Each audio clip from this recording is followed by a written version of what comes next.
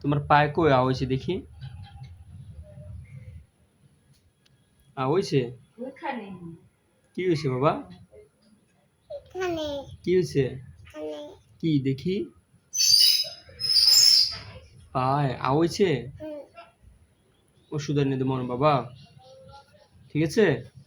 হাসি দাও। আমো তুমি কি লেখো? শোনো, কি লেখো দেখি। মলম? আচ্ছা মলম আমি তোমার এনে দেবো না, একটু মলম ডাক্তার দোকান থেকে। কি লেখো মা? মা, ও মা, তাকাও তো দিকে।